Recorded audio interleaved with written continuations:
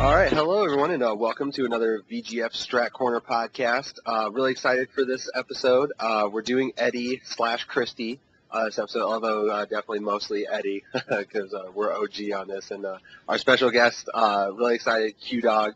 A lot of people know him out there. He's been in the scene for a while, so I'm really excited to get him on and get his thoughts on this character. So Q-Dog, what's up, man? What's up, man? How's it going, dog? Not too bad. Like I said, I'm really psyched to have you on the podcast this time because we've never had the fortune of meeting. But I mean, at least in my mind, whenever I know we're doing Eddy, but like whenever I think of American Yoshi, I'm always thinking of you. So like, I mean, you're the first name that pops into my head. So it's really cool to have you on. Thanks for coming on and gracing us with your presence. We are not worthy. Well, yeah, well, no, it's all good, man. Thanks for having me. I play Yoshi, but honestly, in Tekken 6, I was upset with how he was, and I played him a little bit, but I think Noodle did a good job of covering everything with him, and he's quite versed in him, so it's all good. But I've been playing Eddy since Tekken 3, so. A lot of the older players know that I play Eddy, and I really enjoy playing the character. I think he's very unique. He's really different, and so I honestly have a lot of experience with him. So I looking forward to talking about him. Yeah, I guess it's not too surprising for me, at least, that you're an Eddy player as well. Because I mean, Yoshi and Eddy are both like those crazy stance switch characters. You just have to know how to flow with them. So I mean, I guess if you're good at one, you're probably going to be good at the other two because you just know. Even if the characters are obviously different, but you're used to flowing back from one stance to another and just trying to play that you can't touch me game. Yeah. It gets really interesting, but kind of have to have the same sort of mentality when you play both of them. Well, before we get into the Eddy talk, just for those out there who might not know who you are, give us a little background. I mean, I know you, like I said, you've been in the scene for a while. You just said you've been playing Eddy since T3. So hook us up with some knowledge. Where you been? Where you from? All that good stuff. Okay. Well, I'm out in the West Coast. I've been out here. Been playing Tekken since Tekken 3, like I said, and I grew up and learned how to play Tekken down in SoCal, and I spent a lot of time at the Mecca, Southern Hills Golfland, and I was playing Tekken there from Tekken 3 till about Tekken 4, so Tekken 3 tag and then 4, and just been active on the forums, been on Tekken Zaibatsu from the beginning, pretty much.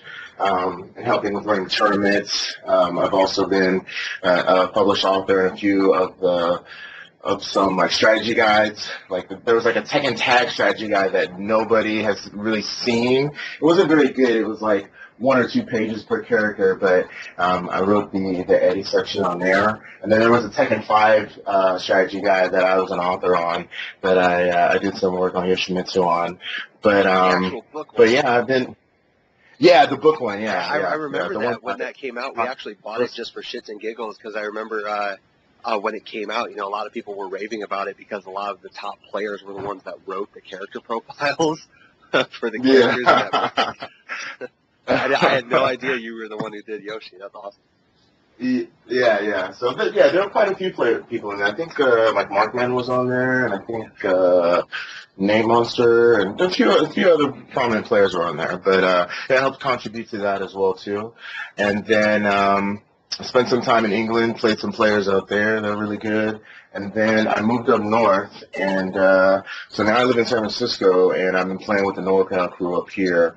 So, just been playing Tekken and just enjoying things, and it's really interesting playing playing in SoCal, how the players down there, everyone is very aggressive, everyone's just like, go get them, and fight everybody. So, I trained with that kind of mentality, and then I come up here to NorCal, and everyone's like, get the fuck away from me, everyone's like very defensive and very basic and, but still strong style, as they say, it's basic style, but still really good and really good strong defense. So I've incorporated some of those aspects into my game. So it's really interesting to seeing the contrast in styles between NorCal and SoCal and stuff. So yeah, and I noticed that it's kind of like that around the rest of the country too, because like I know that the New York players, those guys are typically more defensive, and at least I hear all the time, it's like, oh man, you can't grab a New York player, and they just break every grab.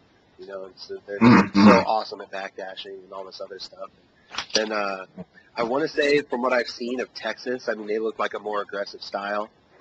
St. Louis is more defensive. It's kind of funny that you bring that up because, like, depending on where you go, I mean, it's definitely a style that's like region. Where, I mean, you'll find every once in a while some players that kind of mix it up, but, I mean, everyone plays like the same, which is, I don't know, kind of goofy, I guess, but. Yeah, it's interesting. And then you, like, you know, you travel, you want to go somewhere else and see what the style is like and see how you match it against them. So, you know, I've had some travels and I've had the opportunity to have my Eddy play against a lot of other players and stuff. So it's been exciting.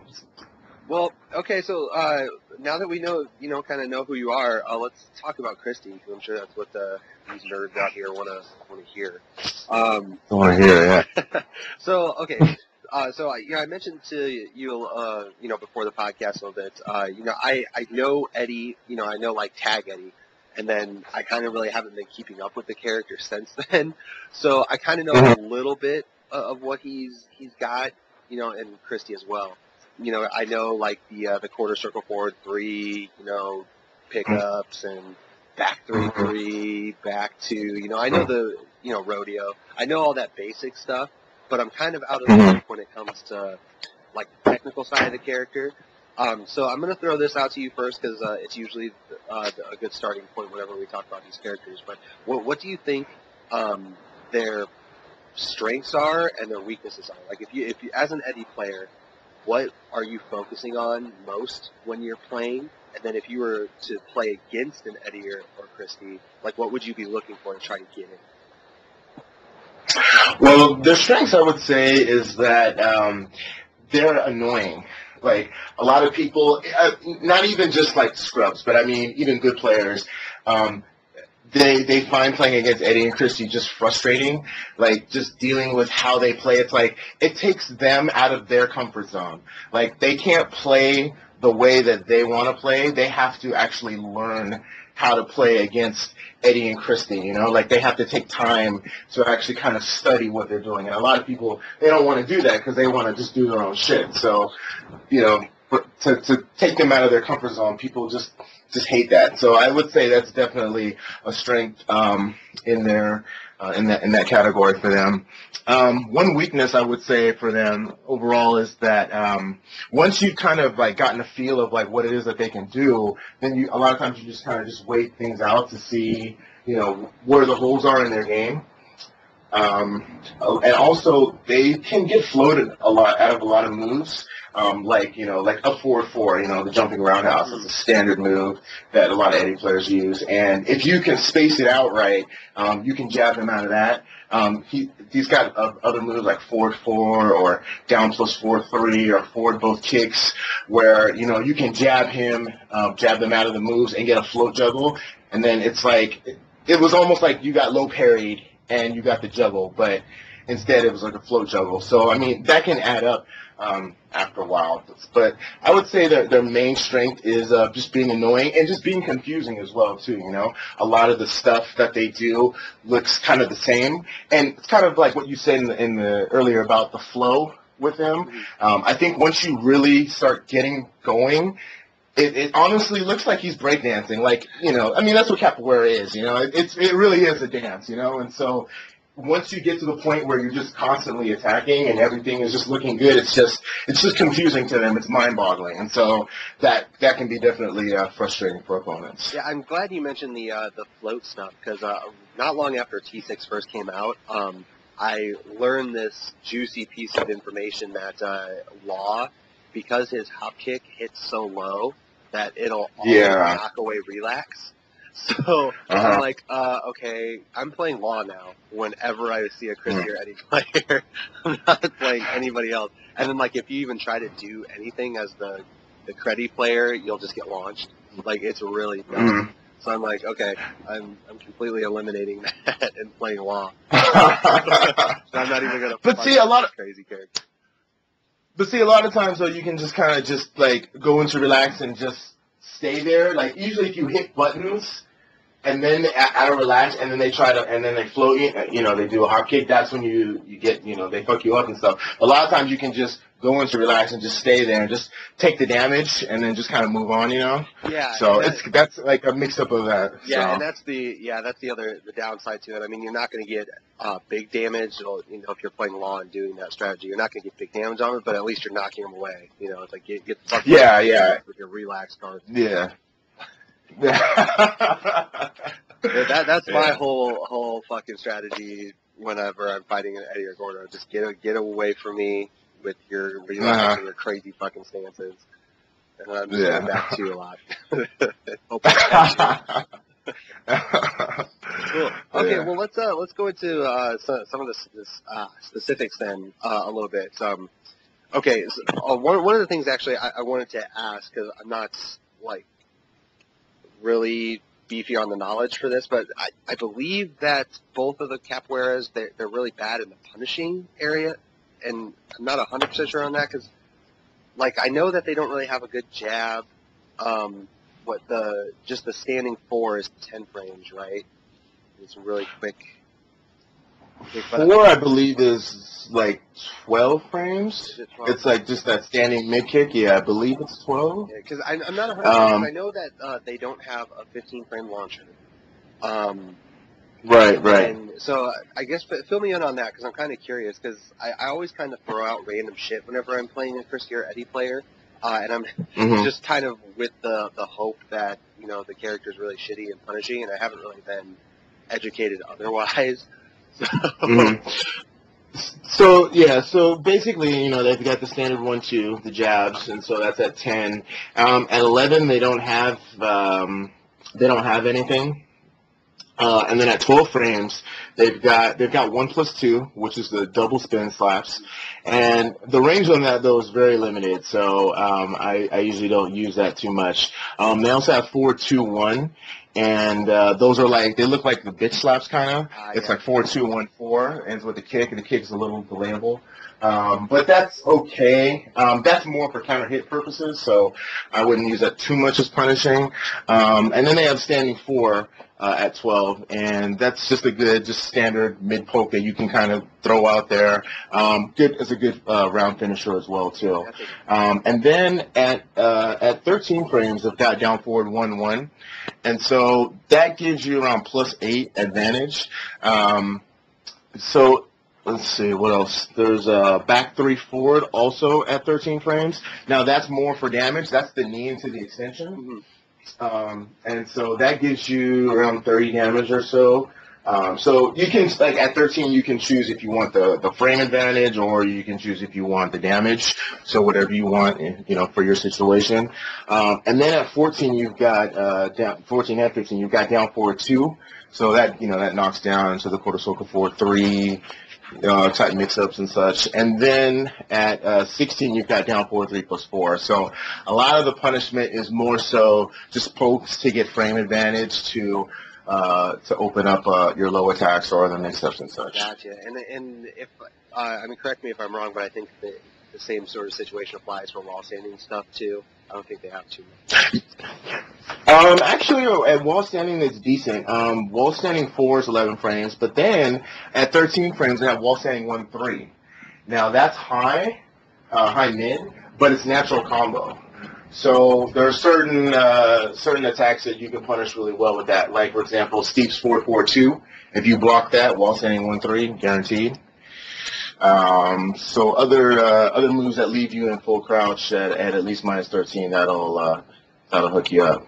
And no launcher, right? At 15, still no launcher. Right. I like. Oh wait, response. he's got. I mean, of course, there's wall standing 3. That's like your standard, you know, like you block like Snake is from Brian. You've got wall standing 3. Wall standing 2, that's a counter hit wall standing launcher. it staggers on hit, and then you can run up and get quarter circle 4-3 into back 3-3 combos. But on block, it's -10, so you have to choose if you want to do it. So it's kind of like if you think they're gonna attack. I personally don't use that move too much, but it's there though. So all right. So since we're talking about all this advantage stuff and then this knockdown stuff, let's start with the knockdown. So both Christie and Eddy, they have some pretty goofy Oki traps. And like most people, like myself, know about the quarter circle 4-3 one. You know, just sit there and eat it. Otherwise, you're going to get relaunched. Mm-hmm. I mean, everybody knows that. I mean, we've seen it a billion times.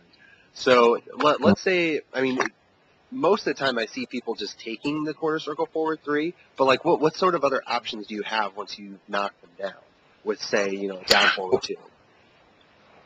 Well, after down 4-2, if that hits, if they stay on the ground, then you've got a variety of different moves that hit grounded. That's one of the good things with Eddy is, like, you know, you have characters that like to stay on the ground, like Lei or Ling.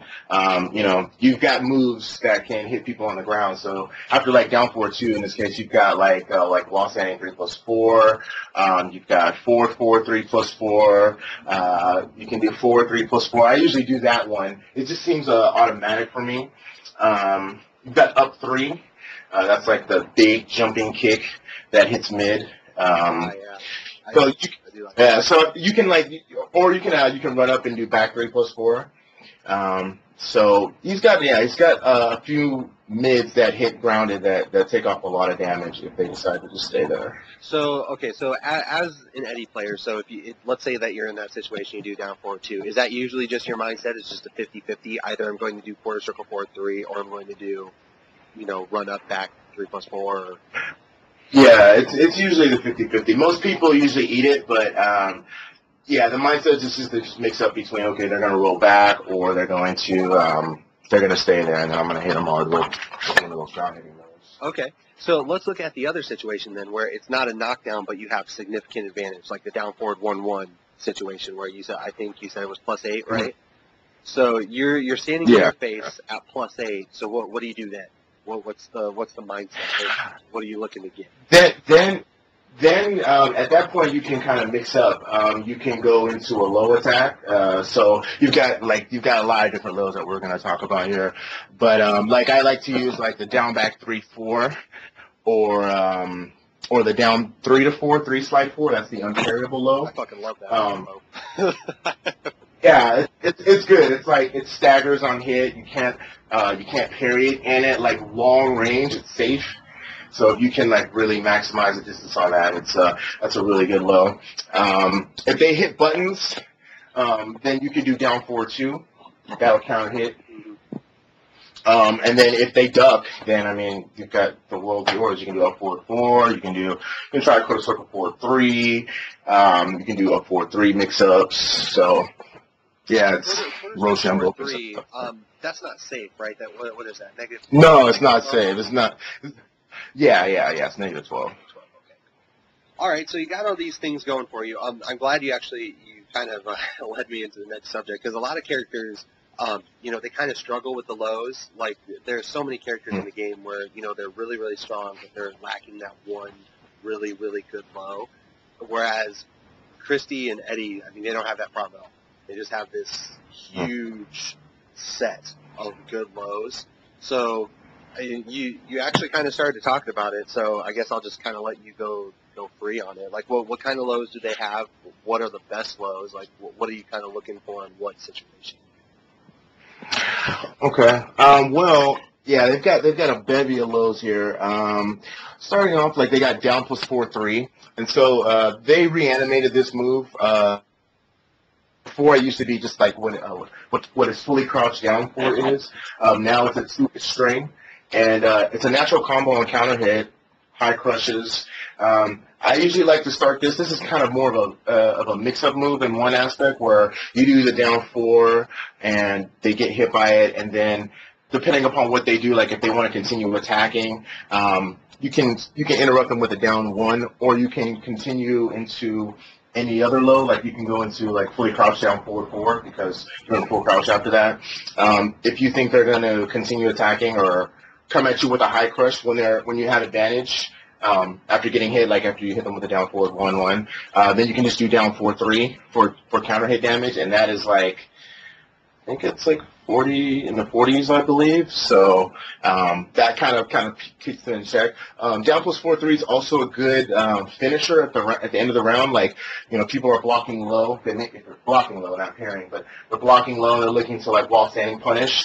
So they just want to instantly come up and hit wall standing 4 after they block the low. You hit them with down 4-3, then they get hit by the second hit. And the second hit does a lot of damage by itself as well. So you got that. Down forward 4, that's a it's like a standing low.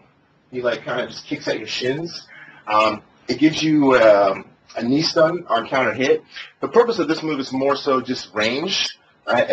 So you know it's got a lot of range to it. You can throw it out like 2 or 3 times in a row. It's got it goes that far away. So.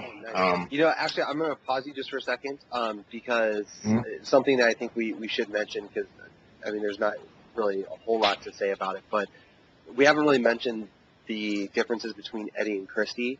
And you mostly play Eddy, who has the longer legs, correct? I believe. Right, so that move is actually, you know, since we're talking about range and everything, is probably going to be more applicable to an Eddy player. And we'll come back to this for those who are looking for Christie information. But there's not a huge difference between Eddy and Christie. There's just a few little, I don't want to call it minor, but I would say there's small nuances, really. Yeah, I mean, exactly. You know, but you know, I mean, yeah, Christie. I mean, she has like shorter arms and legs than Eddy.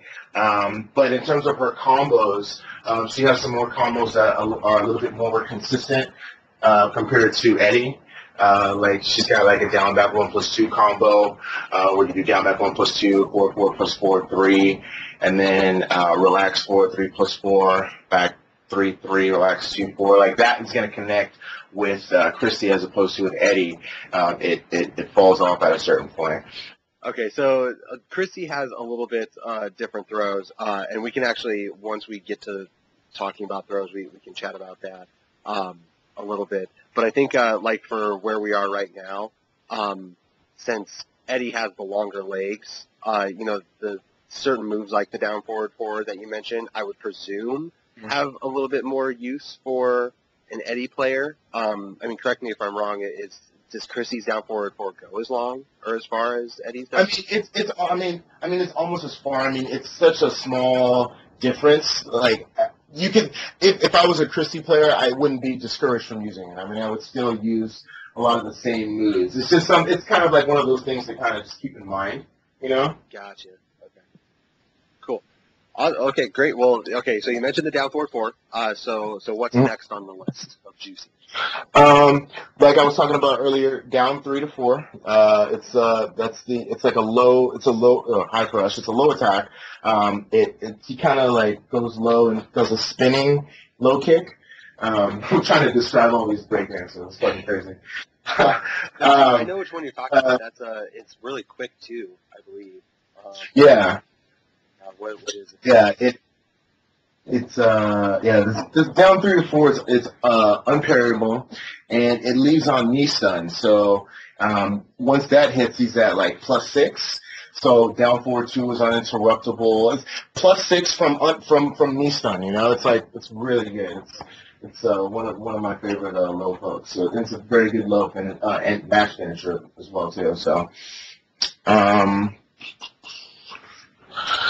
fully crouched down forward 4. So this is a low that he does that puts him in relax, and the opponent's kind of like tripped up, and this gives you good advantage into relax. And then you can go into your different relax mix-ups from this point. You can do like relax 4 or relax 4 to 3 or whatever relax moves that you like to use. But a lot of people kind of underestimate this move. They just kind of just take the hit, and then they just kind of just let it go, but eventually that kind of like leads into the relaxed mix-ups, and then people start to kind of catch on, but by then sometimes it's a little too late. But if this move is blocked, Christie and Eddy, they're in like a float status, so the opponent can kind of get like a wall standing 4 type float move and then get a bound combo from there, so you have to kind of watch out when you do this move. There's also sidestep 4. Sidestep 4 is kind of interesting because the move actually hits twice. I don't know if you've seen this, but like you'll do sidestep 4, and then the first one will hit, and then the opponent they can actually block the second hit. They can't parry it, but yeah, it hits twice, and when the second hit of that move, that's where a lot of the frame advantage kicks in. If the first hit hits and the second one is blocked, there's still a little frame advantage. You can still beat them with jabs for the most part, but that move is pretty good. And the other interesting good thing about it is that it's completely safe as well.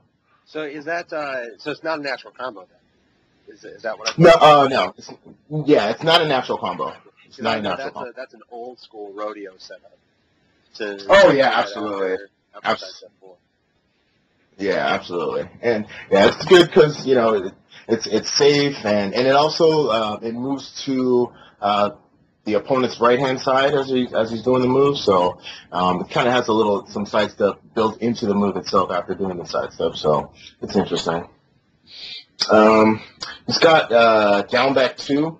That's part of a string down back 2-3, and this down back 2 by itself is okay. I don't use it too often. I just use it as like another version of a match finisher. And the juggle part is guaranteed on counting it, so it's okay. The last low, well, not the last one, but an important low is the down back 3 series. So this is a pretty important thing with Eddy and Christie. So the down back 3 is he's got down back, lots of variations from this. You got down back 3-4. This is a low high string, and this is a natural combo string. When Eddy does this move, it goes more to their right. So another move that has kind of some natural sidestep built into it. Right. Now, if you are on your opponent's right-hand side and you do down back 3-4, it won't knock away. But if you continue the string, like let's say you were kind of on the opponent's right side, on the opponent's left side, and you did down back 3-4 by the wall, it will wall splat. So you can use this move by the wall in your mix-up games. The other good thing about this move, though, is once down back 3-4 hits and it doesn't knock away, you can continue with your options. If you go down back 3-4-3, which is low high, so that's natural combo, and then the low, that low they must block. They cannot low parry, they cannot crush, they cannot step. They must guess to block low on that move. So you can do down back 3-4-3, and then you can go into like the low scrubby strings, as I call them, like the 4 headbutt, whatever, And when I say that, I was like, oh yeah, I know what you're talking about there. That's all the scrubby that's in, So you got that. Then you have the other mix-up of that, which is down back 3-4-4. So that's the low high into the like the back 4-4 3+4 flip kicks. Looks like his one of his win poses. So if you do down back 3-4-4, that's low high mid, and then that mid will spike them into the ground, and it's like you cannot tech out of that spike. So then you get like back 3+4 is guaranteed. So that whole combo is like in the 50s or so. So yeah, that's you can get a lot of damage off of those strings. Yeah, I know. I have noticed some Eddy players using that because I think if you're off access to a certain point, there's like nothing you can do about it. Like the down back 3-4 hits, and then you can just do the 4, and because he's nearly in your back, like there's nothing you can do about it. You just hit it, which sucks. Yeah. In the other Tekken games, like you could do down back 3-4-3, and then you would or down back 3-4-4, you'd go behind them, and they couldn't do anything. But unfortunately, they changed it, so it knocks away if you're too far on the opponent's left side. But I mean, still, you get the benefit of a wall splat in that situation. So these are good mix-ups. The down back 3, it's a little slow on the startup, so. Some people may be able to get accustomed to it, so they may start parrying, but it just depends on what is it that they're seeing. Are they seeing it, or are they just guessing low, or so you got to kind of You gotta get a good feel of it. But And yeah, does that have any crush properties to it? yes, it does. It does high crush too. It doesn't look like he does, but like he goes low and he kind of dips to his right. So I wish you could see me right now. Like I'm trying to like do these moves. I think I'm like, yeah, he's doing like this and breaking his bag, and So, all right, cool. So if we hear some furniture getting knocked over, we know what's going on. Cool. Okay, so I guess that's even though it has a slow startup, I mean it goes which way he goes to his right, correct? Right. Yeah. So Correct, I mean, yeah. so he's got a little bit of sidestep and he high crushes. So I mean, if you have somebody who I don't know why you would want to try to get jab happy with a Christie or Eddy player, but if you have somebody who's doing that, you know the slow startup I don't think hurts you too bad if you play something. Yeah. No, it doesn't. So, Well, any other noteworthy lows on your list? Yeah, there's the wall running 3. This, I just found this out. Well, this has been working for me lately, is a better way of saying it. But, so yeah, you got wall running 3, and it's pretty good. It's got a slow startup with it, but you can mix it up. You can do run up and then down 3-3, the Harambago. That looks like the second hit of wall standing 1-3. And that would juggle people. So, like, the thing with the down 3-3 is he kind of, like, stutters a second before he actually, like, throws the kick out.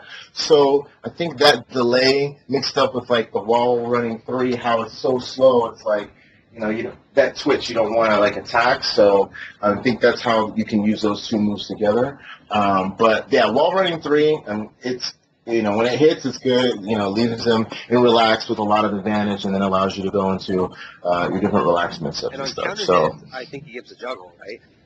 Yes, absolutely. It like a big pop-up juggle, and then relax 2, 3, relax 2, 4, or what is it? Relax 2, back 3, 3, relax 2, 4, and then just go from there.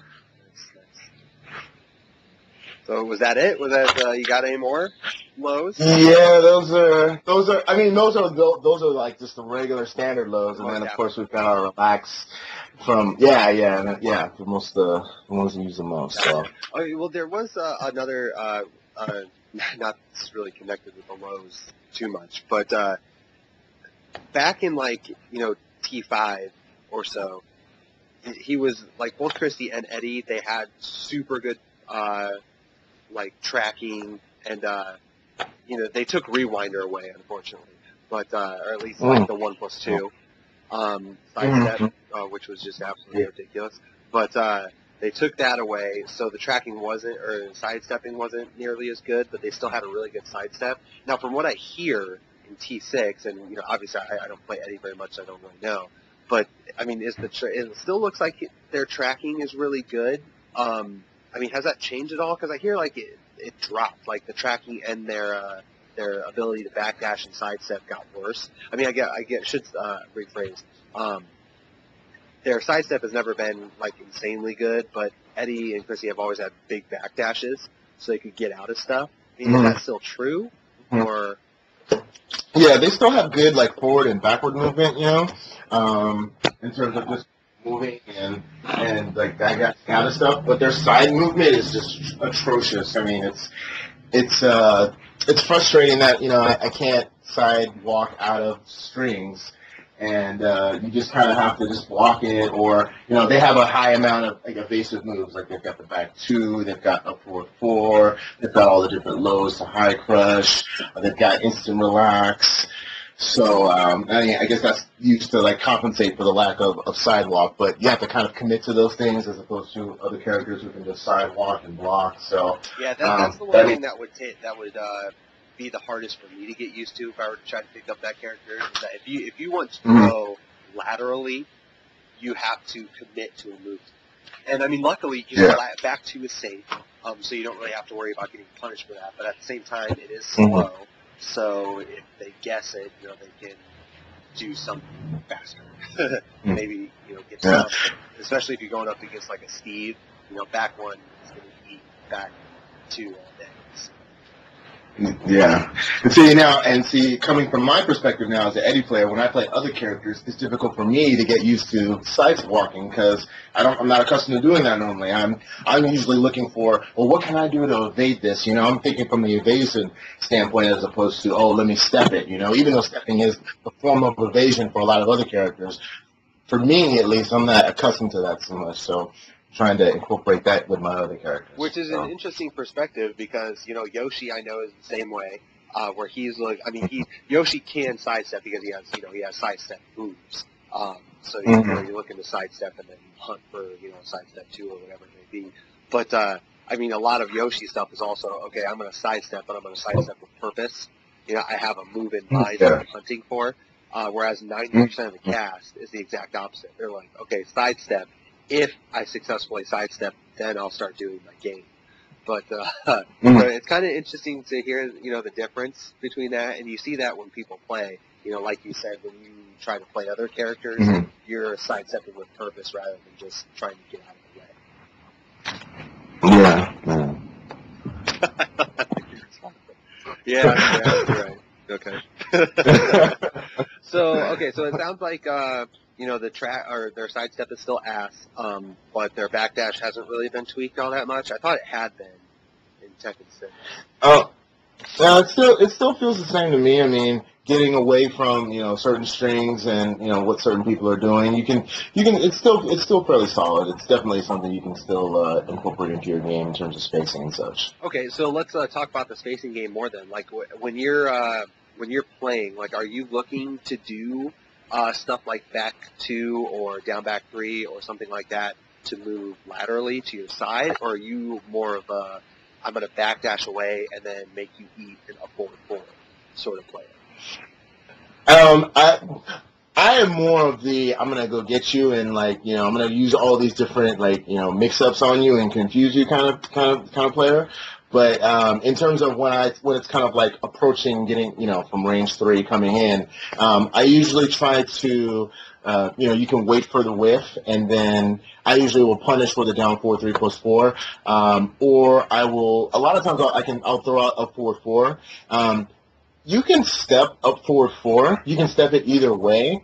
You have to be in their face to kind of to do that. But it's definitely steppable, but it's just very fast. And when he does up forward 4, it's like the kick will go to the opponent's towards their left side. And so in my experience, I've seen people try to step that way, and they usually get hit. But it's I think because the move is so quick that a lot of people just get hit by it, and it has it's like weird tracking. I don't want to say tracking, but it just seems to hit a lot of people. I don't know. I think I throw it out, and it's like, okay, they got hit. Not it doesn't hit all the time, but it just seems to work. You know what I mean? You just throw it out and it hits, and it's like, okay, it's working, so why stop? So yeah, it's always been one of those weird moves, and like you said, yeah, I have seen it sidestep before. But like you said, it is quick, so I think that kind of helps its own cause. You're moving back and forward. You're just kind of doing this stutter stuff trying to get in. So by the time you actually throw it out, you've already realigned yourself. I think that's what is usually happening when that move hits. But also like you said, it does have some tracking at certain ranges. The 1-2 range is probably really good things there. I think also because of they've got Eddy and Christie, they've got so many things going on in terms of I'm going low, I'm going mid, I'm doing this, and it looks all kind of confusing. And then you get this quick mid attack that comes at you, and it just kind of catches you off guard too. So I think it kind of plays into that as well. That's true. And there's not a lot. I'm gonna throw this out there whenever I play an Eddy, which it isn't often, but a lot of it doesn't really seem to help an insane amount to sidestep because they have so much that tracks well. So my first instinct is usually not to try to step stuff. So when it specifically in talking about up forward 4, it's most of the time I'm not even trying to sidestep, so you don't really have to worry about that move not tracking because I'm not even stepping. You can step their stuff. It's a matter of kind of like when and where you step, like how close you are to them and when you decide to step, like I know a lot of opponents, like when I'm in like relaxed position, they're going to try to step, like they don't want to deal with that mix up. They're doing everything in the world to get away. Like you said yourself, you're just, I got to hit them away. I got to people fucking jumping over me, people sidewalking. I mean, they're doing whatever they can do to get the fuck away from that. Yeah, Dan, who's been on quite a few of these podcasts. Hopefully we can get him back on here soon. But he's all about the jump mix-ups. Anytime that he can jump something, he's looking for it. So he would be one of those players that if he's playing an Eddy, he's like, okay, relax, I'm jumping. I'm jumping. We have stuff to bring you back down to earth, though. So it's, I curtailed that. I'm like, nah, dude, you're not. We'll keep you down on the ground. That's okay. Well, that won't deter him. We breakdancing, dog. We breakdancing, So we got to keep it on the ground. Yeah. Keep it on the ground. All right. So it sounds like from what I'm getting from you, like range 0 then would be probably the best time to try to sidestep. Yeah, I'd be like range 1, range 0 to try to step around, what it is that they're doing. But again, it's a matter of like, what else are they doing? Are they at advantage, like, after getting hit by a low, or it's kind of, you got to just get a good feel of it. Because I know lately, a lot of my opponents, a lot of my friends, they've been like, definitely been trying to like sidestep some of the stuff I've been doing, and so you've got to throw out tracking moves, like a couple of his homing moves. He's got standing 3, standing 3-4, and it's a high kick to a mid kick, and it's you can interrupt in between it. It's a string, but it has like crumple stun on counter hit on the standing 3, and then the 4 is like another homing kick. It's like a roundhouse kick. But the string itself you can interrupt in between, but it doesn't jail. And so there's like little mini mix-ups out of that. But both of those kicks they track. Also down 3-4, the unparryable low, that also tracks too. So I like to use that one to kind of keep people in check, because it's more than likely it's going to hit than the standing 3. So cool. So okay, so we're talking about the tracking. Let's see, what else? As a Eddy noob, what else do I want to do? Let's also talking about like out in the open. We're talking about up 4-4. Another move I like to use a lot is up 4-3. That's the this is like, yeah, the mid one. This is like the jumping overhead mid, and then he's got like 3 different mix-ups out of it. So he's got the up 4-3-3. That's the mid, and that mid leads to the jumbo starter that looks like down 4-3+4. He's got up 4-3-3+4, and so that goes mid-low. And so if that low hits, you've got a few mix-ups. Like if they stay there, you can do 3-4, which is the relaxed shovel starter. It also hits on the ground.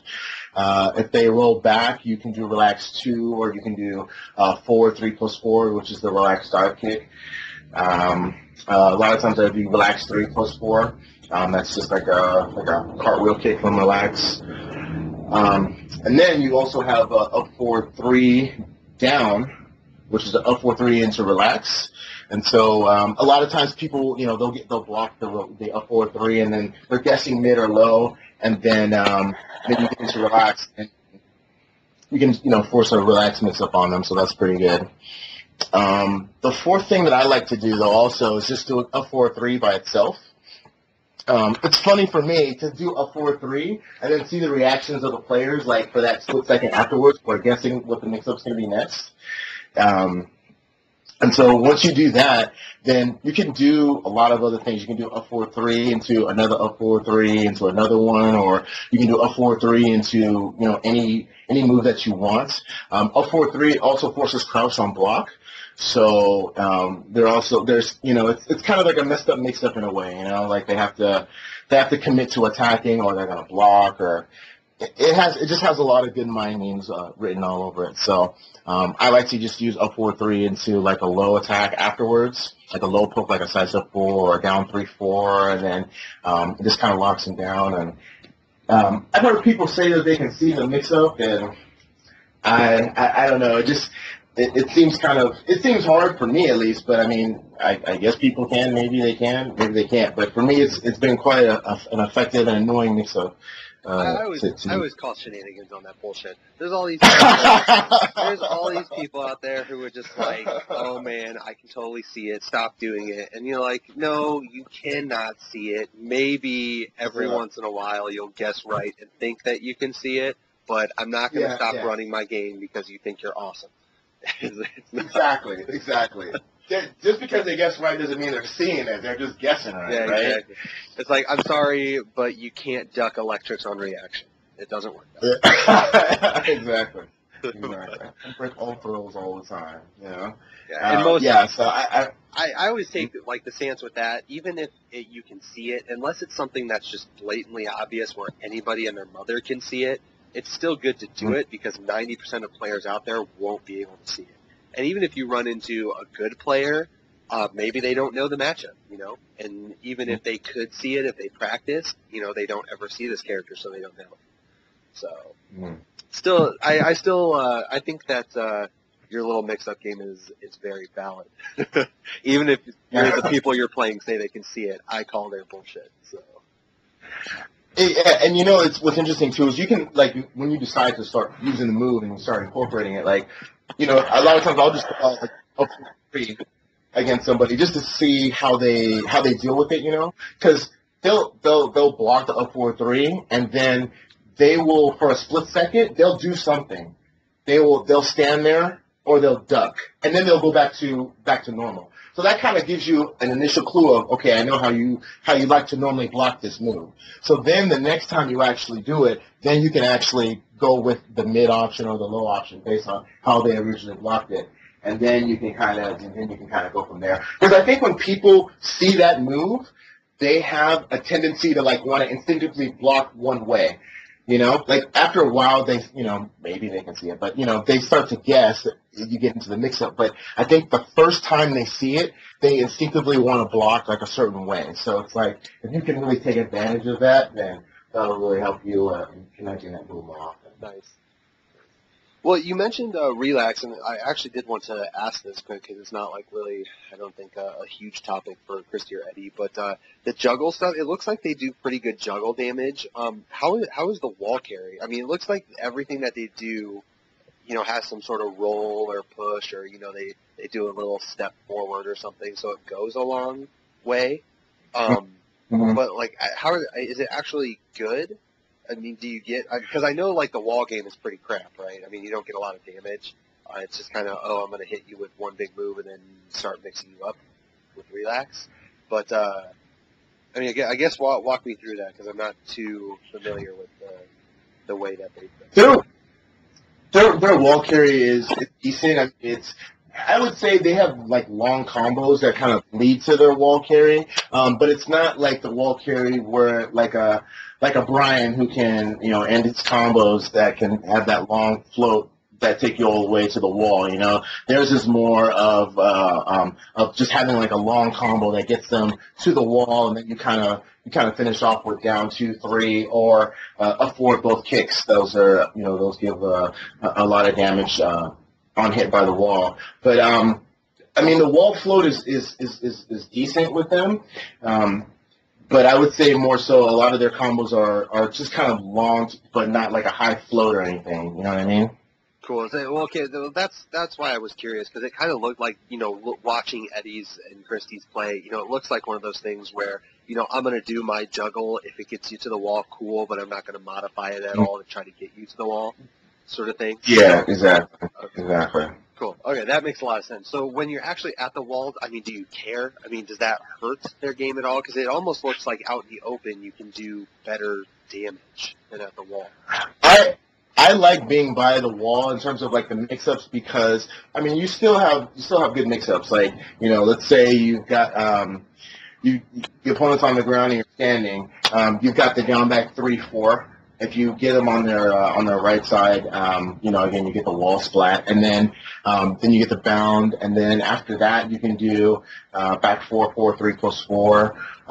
You can do up 4-3 plus 4, like I mentioned. You can also knock them back down to the ground with down 2-3, and then you can reset again. So if they stay on the ground, you can do a back 3 plus 4, or if they stand up again, you can do down back 3-4, reset it again, or if they stand up, you can do a rodeo. So they've got some decent options in that regard. Now, when they're on the ground and you're in relax, the options are not as strong, but that's been fixed in second tag too, so we'll see. But when they're on the ground and relaxed and you're by the wall, the only things you can really do, you've got the relax 4-3, the spin kicks. That just gives you into a combo. You don't get like a bound off of it though. You get a relax 4-3 into forward 1. Handstand forward 1, back 3-3. You can mix that up with the relaxed side kick, relax 4-3 plus 4. That'll give you a wall splat. So I don't mind being by the wall and having the opponent there. Like I definitely have like mix-ups, and I feel confident against the opponent in that situation. Also, down 3-4, the unparryable low is really good by the wall because they're in knee stun and it's unparryable, and then when they're in the state of wall standing, then down back 3-4 is really good because they're going to go back up to standing, and then you get the natural combo, and then with the possibility of a wall splat. So that's kind of a little mind fuck as well. Nice. Well, I noticed that you mentioned rodeo earlier, so we might as well just talk about that too, because I know the grab game, it's all about rodeo. Everything is a rodeo setup.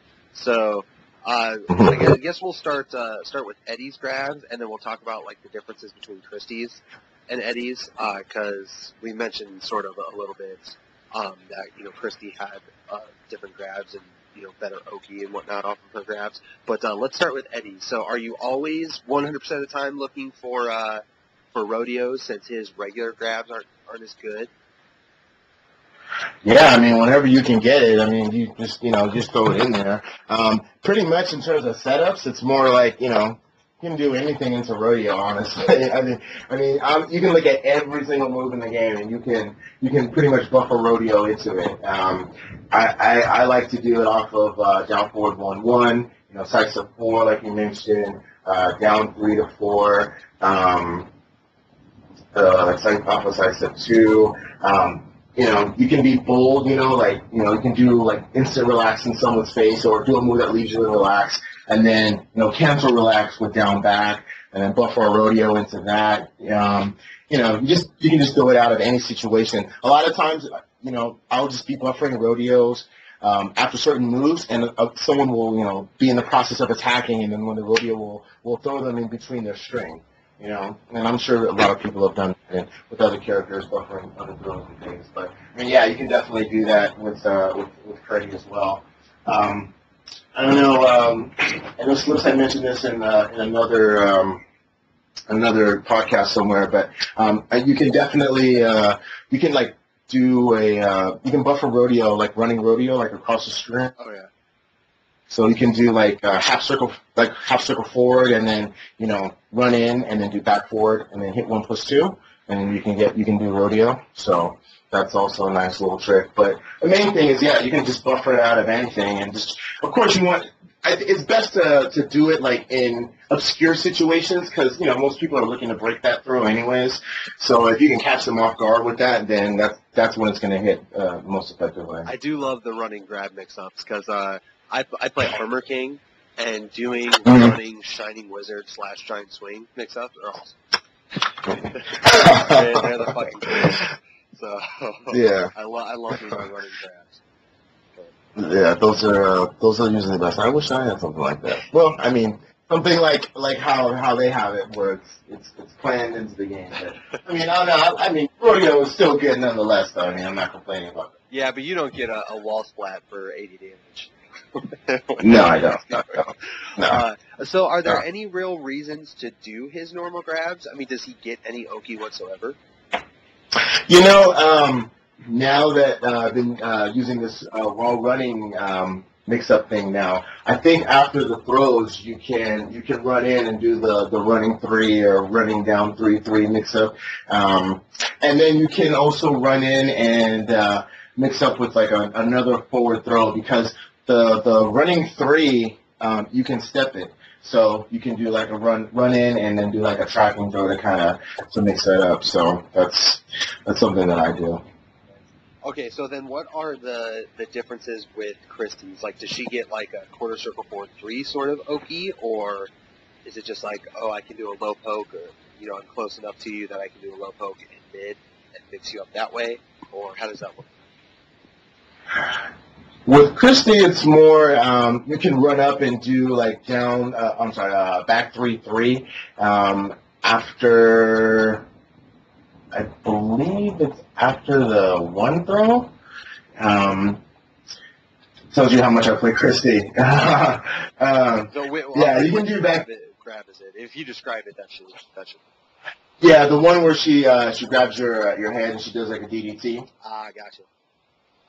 Right, and then the 2 throw where she breaks your leg, that leaves them face down on the ground, and so you can do like down 2-3 is an option that you can do. You can do quarter circle forward 3 in that situation as well too. And then usually after like the down 2-3, then you're going to be relaxed, and then they'll want to roll away. You can like dive at them, or you can go into some other mix-ups.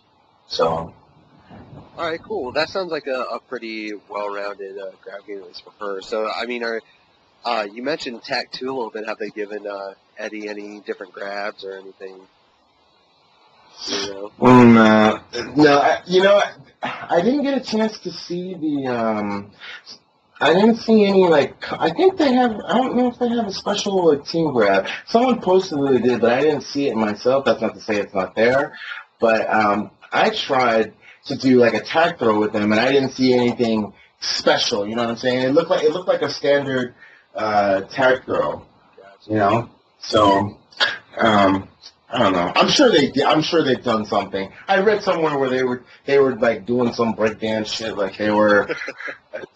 I read somewhere where like you can do rodeo, and then the other one comes in and they finish it off with like a double low sweep or something. I don't know.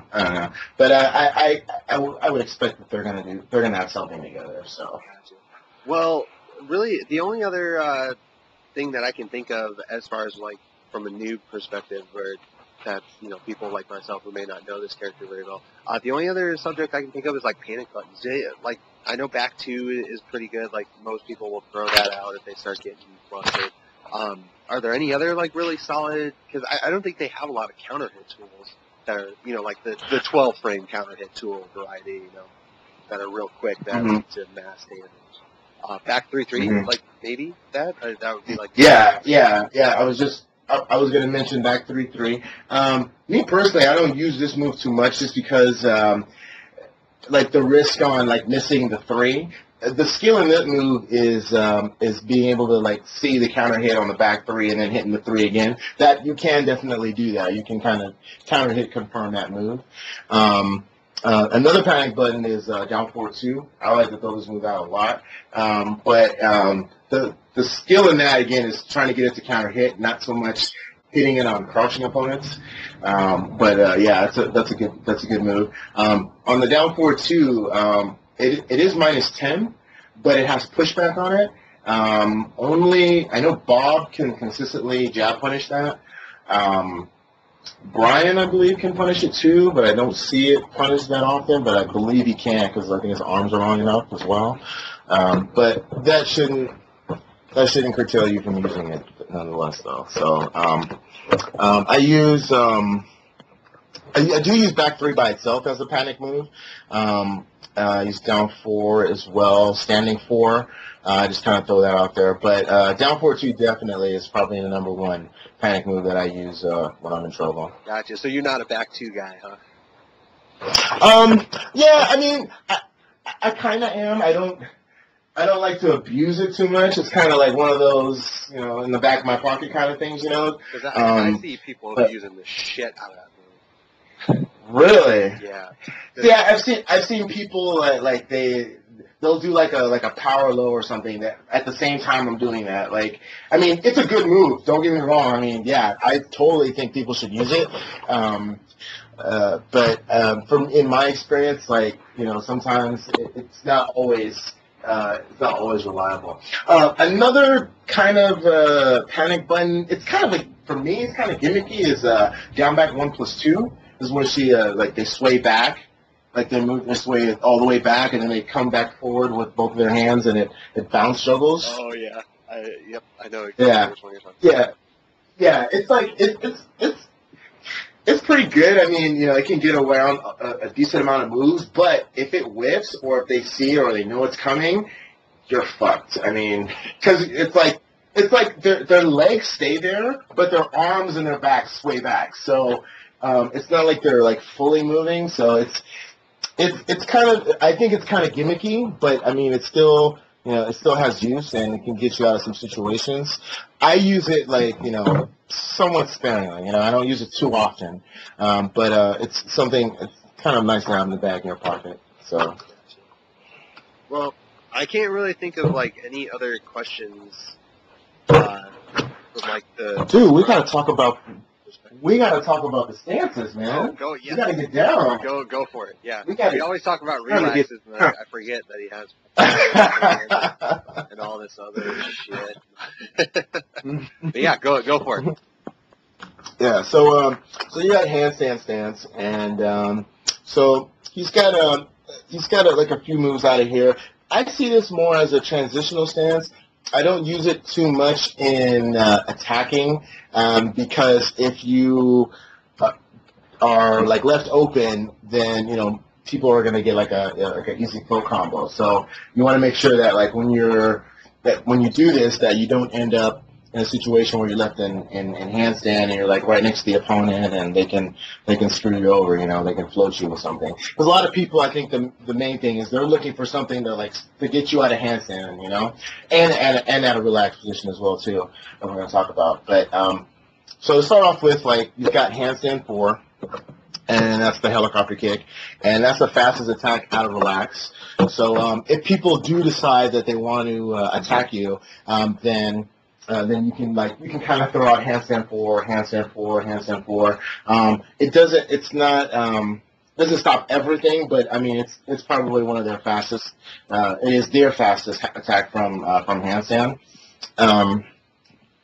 Then you've got a couple strings as well. You've got handstand 1, 3, 4. So this is a natural combo. This is the handstand flop punches.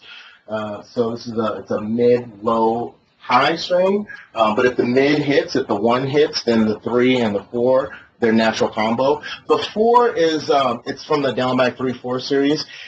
In this regard, the 4 doesn't always hit, but I mean if it does hit, it's guaranteed. You know what I mean? It's because of that sidestepping thing with the down back 3/4 that we discussed earlier. It's not consistent on this particular move, but it is natural combo.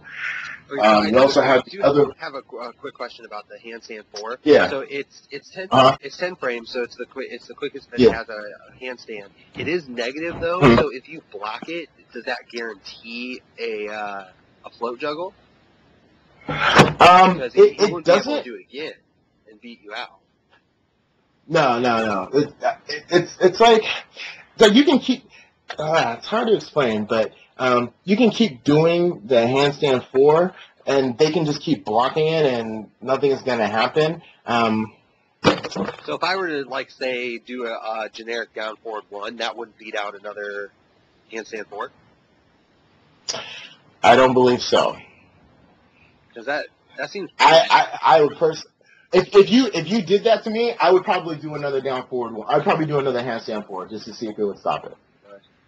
Because I was always curious about that, because I know that it was really fast. So, I mean, if you go into handstand, you have to be aware that that's going to probably come at you pretty soon. But if you block it, I always thought it guaranteed a free float of some sort. Like whether it be the down forward 1 or like a crouching jab.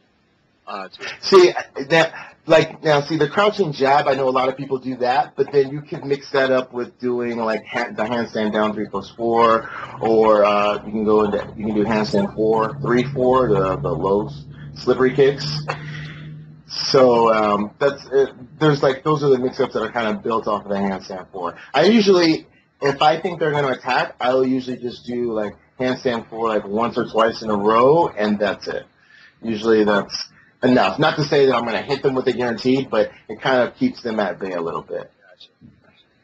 Okay, cool. All right, well, continue. You were about to talk. Yeah.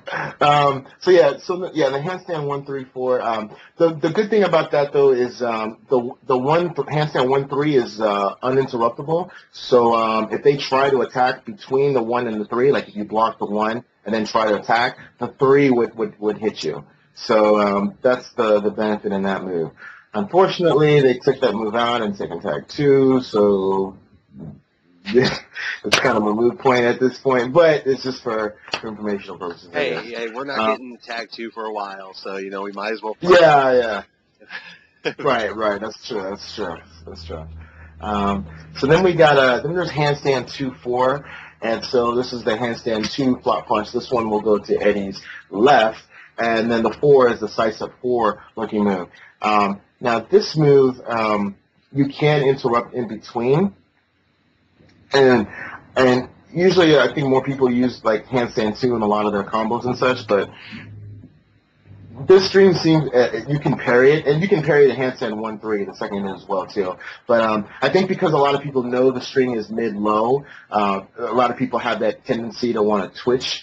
Or low parry that low that's coming. So I usually like to just do like the handstand 2 or the handstand 1, and then do like a quick wall standing attack, or stay in crouch and then go into like a fully crouch low, like a fully crouch down 4-4, or stand up and do a quick down 3-4. So it has like a little built-in mix-up into it that people usually see the incentive like, oh, I can parry this, So they'll try to low parry really quickly. So you can just kind of mix up off of that.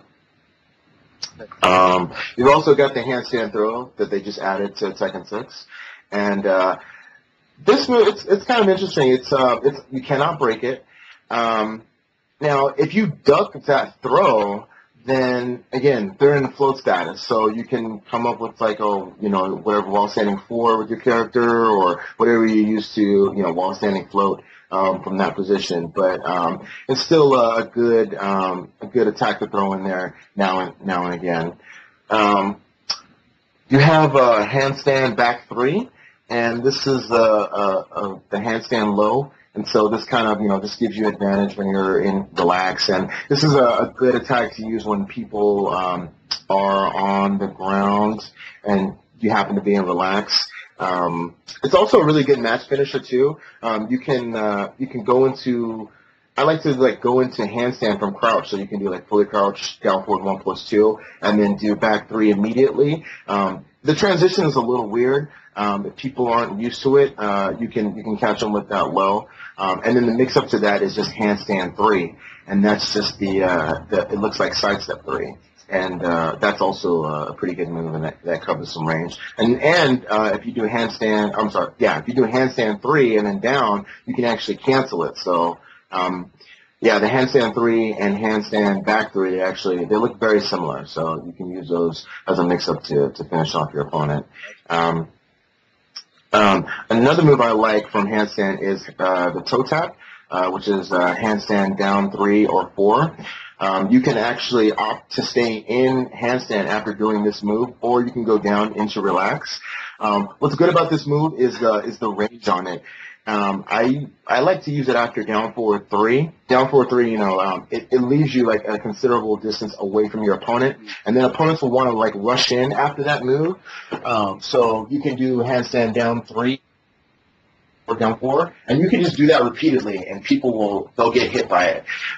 If it counter hits, the opponent is face down on the ground, and then if you happen to catch them with the handstand down 3 on counter hit, and you go into relax 3 to 4, that juggle starter version is guaranteed. So it's got some nice little benefits built into that move, and it hits on the ground too. So by the wall, sometimes you'll end a combo and you may be in handstand, so you can finish with that move and you can kind of keep doing it, or you can kind of mix up from there. So it's kind of nice. Do you typically use the, I think it's just up or down in handstand, the little tilts? Do you use those ever?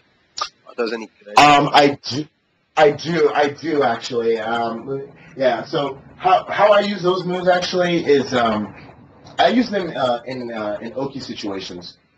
So let's say you do a combo, and then you bind them with the relax 2-4, and then you do relax 2-4 again. And then you leave yourself in handstand. So let's say the opponent fights a side roll. You immediately, after you've done the relaxed 2-4 and you're back in handstand, you immediately tilt, and then you're in. Then you realign yourselves with the opponent, and then you're in full crouch. So then, depending upon what they do, you can continue to attack after them. So a lot of times I like to do wall standing or full crouch 3+4, the flip kicks, and then I've gotten situations where I'll connect that move, and then they're in back turn, and then I did the version of the move that leaves me in relax. So I'm in relax, and they're in back turn, and they're like staggering, and then you can go into like a good like mix up, like you can do the relax 4-3+4, or just a relax 4-3, just a regular relax mix up. But or sometimes after the tilt, they'll stand up, and then I'm in full crouch, and then you can do the up 4-3 mix ups again. Or you can do a fully crouched down forward 4. So it kind of it like in a way when you see it and it works, it's like you never stopped attacking, like you just kept on going. You're staying in that flow that we talked about. So I like that mix. I honestly like that mix up though too. It just looks fucking cool, man. Just like tilted on the side, and then the guy's like, all right, cool. I thought I got away, and then he like. And then it's like, you tilt and then you get into a 4-3 and it's like, oh, fuck, I'm in this mix-up again? Fucking shenanigans, right? So, dude, I fucking hear papers rattling and stuff moving. It sounds like you're fucking getting rowdy over there. Explanation. No, my stool just fell down right now, and I'm trying to clean shit up here, but so you mentioned earlier that handstand, you usually use handstand as a transitional thing. So all this stuff that you're talking about handstand, do you use that very often, or are you usually just looking to get into handstand, do something real quick, just so that you can get into something else?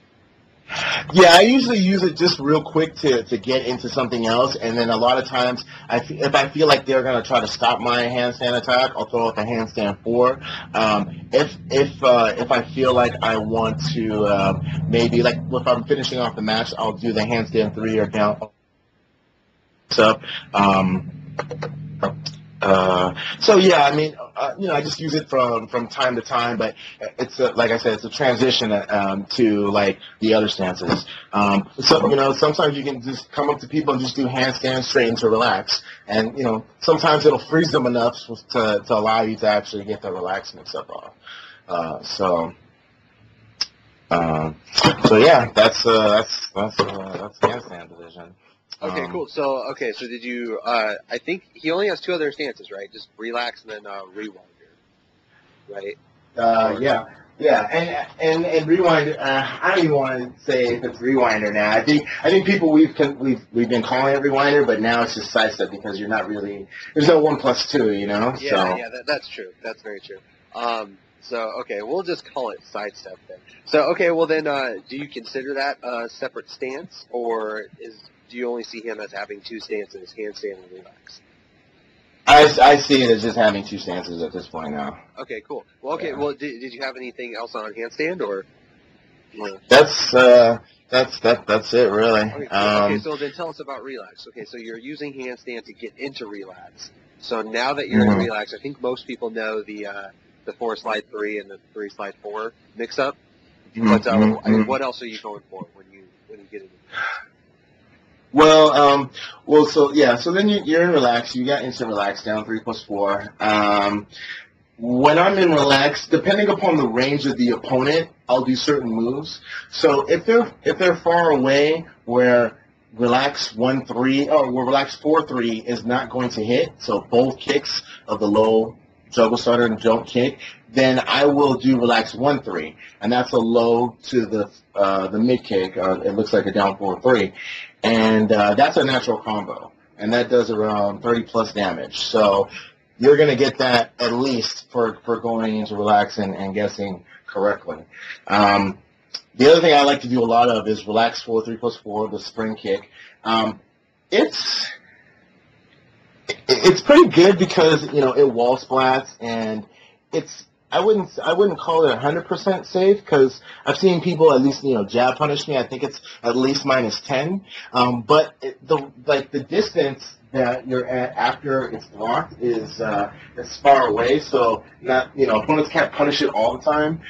But I use that as a pretty steady mid option from relax. You also have relax 2 and relax 2 variations. So of course we got relax 2-4 that we use in a lot of combos. You have relax 2-3, which is the relax 2 into the quarter circle 4-3 kick, and this string it's uninterruptible. So if they try to interrupt between the 2 and the 3, then they're going to get counter hit juggled. So I'm glad you mentioned that string, because whenever I played, and I actually another question that popped into my head.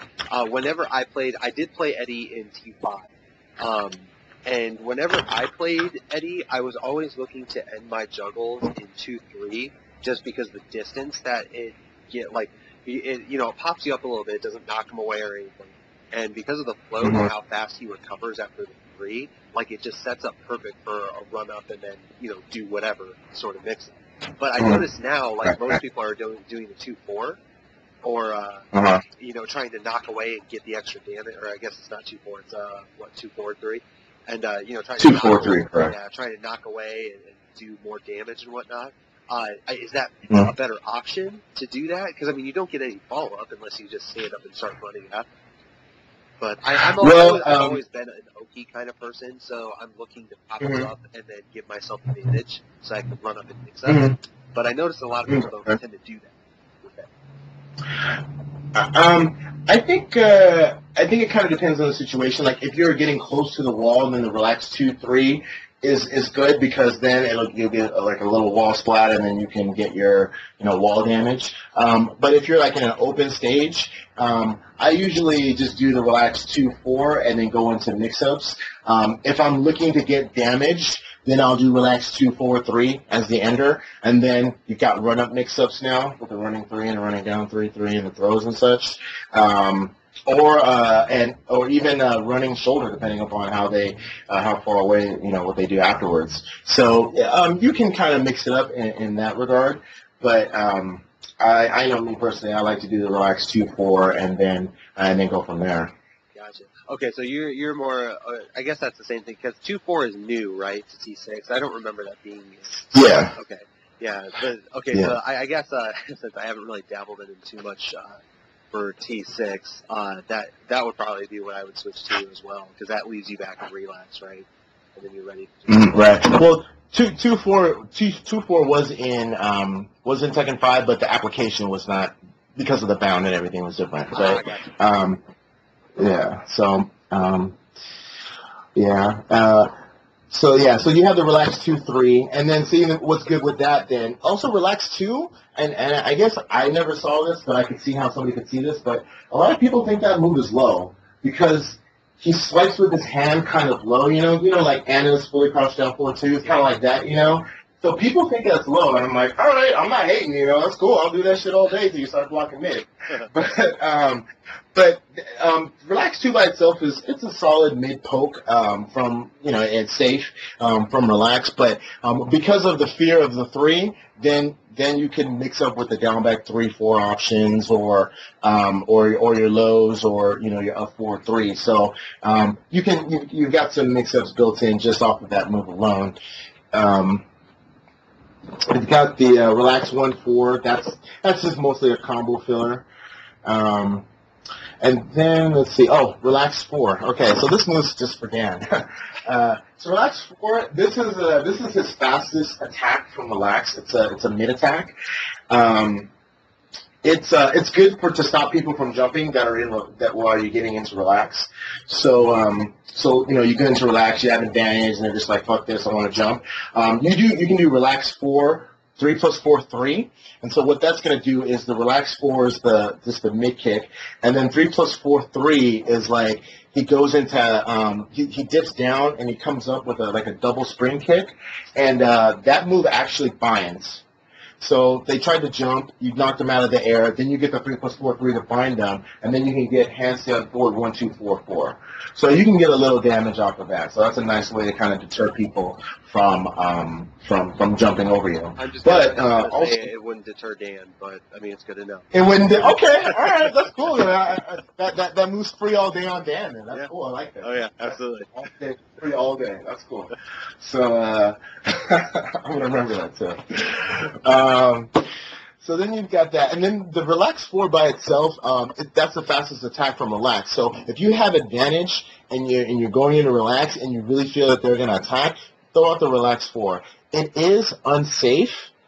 It's like minus 13 or so, but there's a little pushback on it. So I haven't seen people punish it, but I think you could punish it. Like, you know what I mean? Yeah. So, because I don't, yeah, so. Like a long range back one or something, or something. Yeah. So, but I would still use it though because it's still solid. And on counter hit, it wall stuns. So, and then you can do a 4-1 plus 2 and your post pound combo from there. So, so we got that, and then of course we've got the. Before I get into the juggle starters, relax 3. Relax 3 is just a little low kick.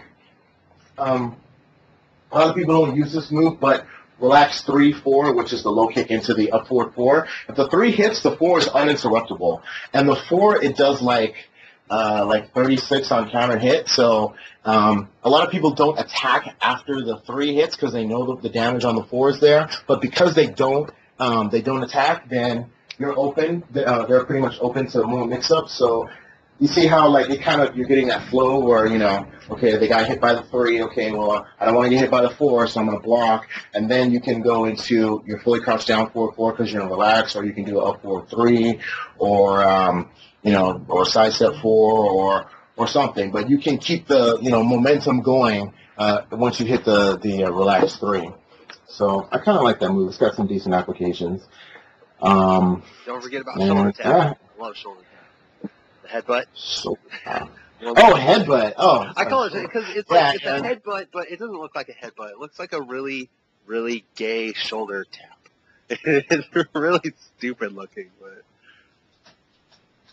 Yeah, I can see that. I don't know. I like. I kind of use that. It's good. The good thing about that move is the range on it. It goes a lot further than you think, or than opponents think at least. And it's also delayable. So you can do it from relax 1 plus 2, 1 plus 2. You can also do it from full crouch. And so a lot of times what I'll do is I will do that move, and I'll have the first one whiff, and then they'll come in, and then the second one will hit them. And also wall splats too. So, and then again, because you can delay it, you can do the first one, they're going to wait, and then that's going to open them up for a second, and then you can continue with your flow. You can go with the lows or a different mid. It is unsafe if both of them are blocked, but it's still kind of one of those, you gotta think about what you want to do when you see it. So. And then finally, you've got the 2 big moves from relax. You've got the low flare. People call it the flare. I like the Ipanema wings. I like that name better. I think it sounds okay. So do you shorten that at all, or every time you throw it out, do you tell them, hey, that's Ipanema wings? I just call it the low flare, or I call it the break dance or whatever, But because you would get style points from me if every time you used it, you said it was the Ipanema wings. Ipanema wings. That's a fucking tongue. Yeah. Yo, you just got hit by Ipanema wings. Congratulations.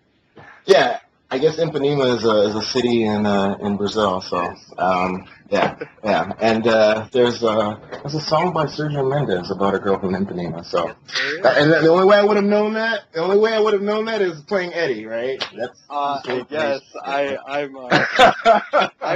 don't know how I know half the shit I know, but like I randomly knew that. So yeah. even though I don't play Eddy at all, but yeah, the girl from Ipanema, yes.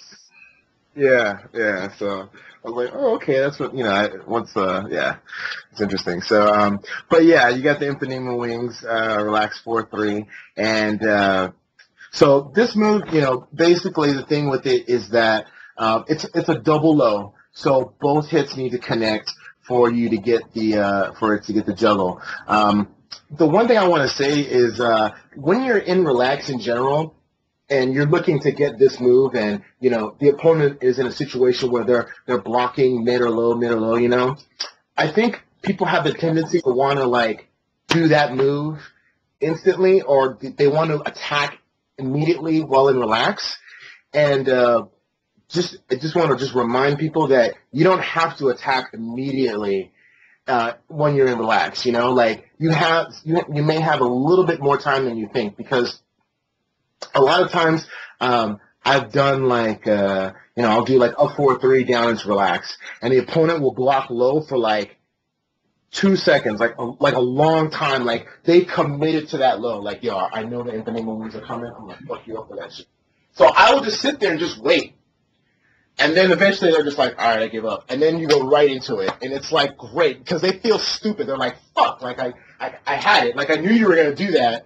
But I didn't wait long enough, It's so funny because it's so funny that you mentioned committing to something, because every time that we play, we have a goofy ass crew that plays Tekken here in the Midwest, and we are whenever we make a decision, we fucking commit to it. And usually, sometimes it has to do with blocking, where we just sit there. It's like, nope, I'm gonna stay low. I don't care until the low comes. I'm sitting here. But a lot of times, like, we have this running joke called the no mix-up, and it's... Oh, yeah, we have that too. Yeah, it started with lay, where you go into back turn, and you just keep doing the down 2 or down 1 or whatever the fuck it is. Yeah. And you never mix it up, ever. You just keep doing the same fucking thing over and over and over again. But, yeah, we love it. We love to stay committed to the game plan and not change it at all. But it fucks with people though, because they're like, no way he's going to do that for the 7th time in a row. Yeah, exactly. Oh yeah. You just keep going with it, And I don't know. I'll say I like that low.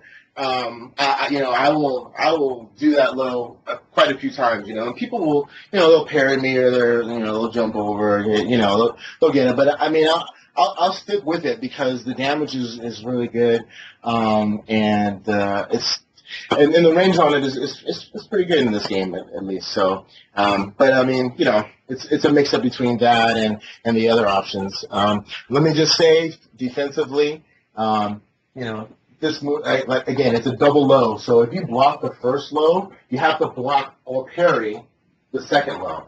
So, I think people, when they're getting used to trying to block against it, they'll block the first one and like, all right, I got him, and then they get hit by the second one. Second one is the one that really juggles. So, yeah, if you block the first one, you can parry the second one, and then you can go from there. So, and I think that's correct me if I'm wrong, but it doesn't leave you a disadvantage, does it? If they're both blocked, I think it actually gives you like a frame, or it's neutral or something like that. Is that right? Or I think you are at like a slight advantage. Yeah. But because I was going to ask, is it better to block or parry? And it sounds like it would actually be better to parry it, because otherwise you'll get handstand forward if you try to punish it. Because I don't think you can beat out the handstand forward, right? No. The handstand forward would beat you. Yeah, so, it sounds like as defensively, it would be better to parry than to try to block it. Try to block, yeah, that's definitely the best thing to do. And at that point, if you've committed to blocking the low, then you've got it already. So it's like, it's probably just do it like that. Yeah. Okay, cool. I just wanted to clear that up, because I was like, I thought I remembered something about this, not like you wanted to parry it rather than block it. And there's not a lot of moves like that in the game. Where most of the time you actually want to block and punish or, crush it, whatever. There's not a lot of moves where the parry is actually better than blocking. So yeah. I just want to throw that out there. Okay, continue. Yeah. And then there's also the other big juggle move from this, which is relax 3 to 4. And this move, it's a juggle starter. I'm honestly not too keen on it. The one thing I do like about it is that it does hit grounded, but I'm not too keen on it just because when it's blocked, it's like you're at like major disadvantage, and they can pretty much like flow juggle you afterwards. So I'm kind of like I don't. I guess the best time to do it is if you know that they're going to duck when you're in relax. So you've got you as the Eddy Christie player, you have to commit to saying, okay, they're going to duck, so I'm going to do this move to punish them accordingly. But there's definite risk with it, so it's kind of like any other move, So as the Eddy player, are you ever really looking to get the 3 slide 4, or are you usually going to do something like just regular 4, just a relax 4, or some other mid that's safe? It really depends. If you know that they're gonna duck, I say go for it. If you're not too sure, then I would throw out like a relax 2 or a relax 4, 3 plus 4. And then if you know they're gonna stand there, then you're gonna go for a relax 4, 3. And if they're gonna hit buttons, then you want to do relax 4. So it's really dependent on the situation. But yeah, I don't know. For me as a player, I like to gauge how much risk I'm putting into something. So, a lot of times I won't do something if there's a lot of risk involved. But it just depends on how much risk you're willing to give up to get the damage that you want. So, you could mix up with relax 4, 3 plus 4 with relax 4, 3. But again, it's really dependent upon how much risk, and if you really know that they're going to duck, whether if you want to do the relax 3 to 4. So. All right, good to know. And was that the end of your list, or did you have more relax stuff? That's pretty much it. The only thing I also going to say is you can cancel relax by doing down back. So and that leaves you in full crouch while standing. So you can go into relax and then cancel and then go into like any other move. Like one thing I do is I do relax. I'll do fully crouch down forward 4, the low attack that leaves you in relax, and then I'll stand to crouch again to cancel with the down back and go into crouch, and I'll do it again, and then it kind of like sets up the mix up, like, okay, well, I can keep doing this, or you can try to do something to stop me from doing this, and then now that you're in relax the second time, then you can do relax 4 to kind of stop them their next attack, or if they're going to jump over, or you can do it a third time, or you can cancel and relax or cancel out of relax, and then go into whatever mix-ups you want. You can go into the up 4-3 mix-ups, or up 4-4, or whatever you want to do. So, and there's the other move also from relax is relax into handstand, relax forward 1 plus 2. So it's just a quick transition, and what's good about it is it moves you forward. So a lot of times people will they'll get hit, and you're in relax and you have advantage, and so now they just want to just kind of hold back, or they're trying to backdash out of it. So you can kind of you can just reapproach them with a relax forward 1 plus 2. So they'll put you in a handstand, and then you can fall back into relax again, or do whatever mix-ups you want, or in tag 2, you can do the handstand 4-3 plus 4, which is the relax 4-3 plus 4. That's going to be really nice. So I'm really looking forward to that. Oh, nice. Cool. Very cool. Well, did you have any other notes for Eddy? Anything that you want to touch on? Yeah, there's just a few other things. This other move, fully crouched down back 4.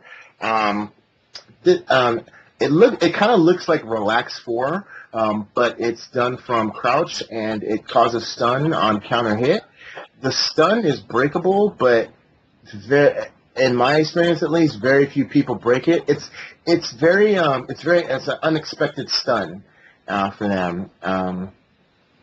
So, and if that connects, then you can get wall standing 3 as a combo. You can also, which is kind of odd, you can also get up 1+2, which is the bind move, but it's not it's the bind move animation, but it doesn't bind.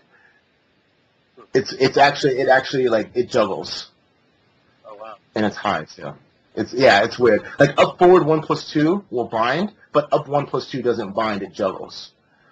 It's kind of odd. But then after that hits, and you get back 3/3, and so the combo damage is almost the same. So, but yeah, fully crouched down back 4.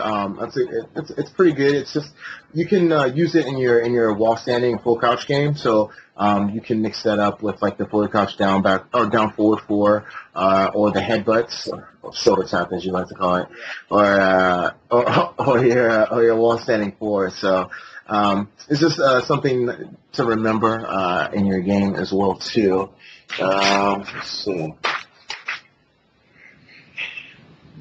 Oh yeah, sidestep 2-4. This move, I think this move is pretty good. It's a mid punch to a high kick that leaves you in relax. It's a natural combo, and it's like 40+ damage. It's like it does, I would say, about 24% health. So. And sidestep 2 by itself, it's safe, but it's like you're at -9, so it's like those don't fuck around frames, you know? Yeah, don't fuck around frames. Yeah. Love it. Yeah. But yeah, the real skill in that move is hit confirming. You can hit confirm the move to get all the damage, but if you don't hit confirm it at the right time, like if you do it too late, then they can block the 4. And they can actually they can duck the 4 if you don't do it in time. So yeah, it is mid high, but the damage on it is really good. So if you can imagine that with Netsu or Rage, then it's really good. But yeah, so but I know personally I'm trying to work that into my game more. Because it's like you can throw out the move, but you got to be able to see when it hits, you know. So it's like one of those moves. So he's also got down back 3+4, and this has got a string. It's down back 3+4, 4/3, and down back 3+4. He kind of lunges back, and then kind of hits you with these double kicks, and then he's got the 4/3 extension after. Or he can go back into relax, which is like a slow transition. He kind of flops back. Or he can go into relax. There's a version of this move you can do, which is down back 3+4, 4/3. And the timing is the timing is different, but it jails. Like there's a version that you can duck the last 2 kicks, and then there's a version that jails where you cannot duck it. Like you have to block the whole thing. So is it like a just frame sort of thing, or does it depend on distance or position or what? I think I don't want to call it a just frame. Like it doesn't seem that strict. It seems like the timing is just different. You know, like you can kind of see it. Like I don't know. I just happen to find it in practice mode. But yeah, that's the best way to explain it. Never heard of a varying version of that string. Yeah, it looks the same in terms of what you see on the screen, but in terms of execution, it's like down back 3+4, 4/3. Like it's kind of all like you roll it all at once, and it'll it comes out in the version that it jails the opponent, so they can't duck it or anything. So so that's that. And then also there's a couple sidestep moves also. There's sidestep 3+4, the cartwheel kicks. And that move is pretty good. The range on it is very limited, but it does give you a juggle starter. And usually, I think it's best to sidestep to your right, I believe. I think it's more consistent in getting the juggle. But once you hit the sidestep book kicks, then it's best to go into crouch afterwards, and then get the wall standing 1/3 combo, forward 1/2 4/4. But yeah, that's a good move. You can just kind of just come up to people and do it, and it's safe, and it's interesting. It's interesting. And then the last thing I would say is 4-3, the 10-string starter. That move is interestingly decent. I like to use it as a finisher. You've seen the beginning of it. He kind of kicks forward and then he kind of goes back. But because he actually kicks twice.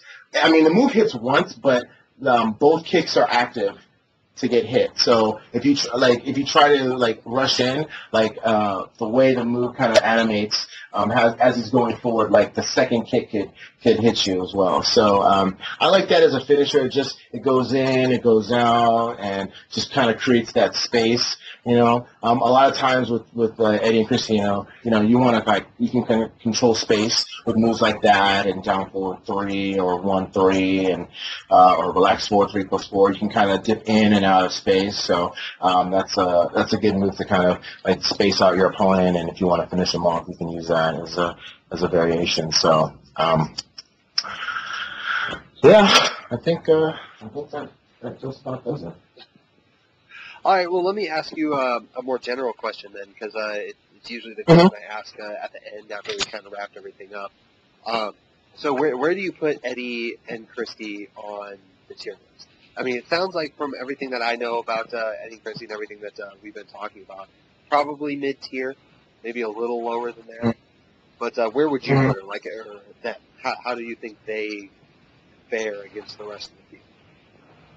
I would put him in the same boat, probably mid-tier or low mid-tier.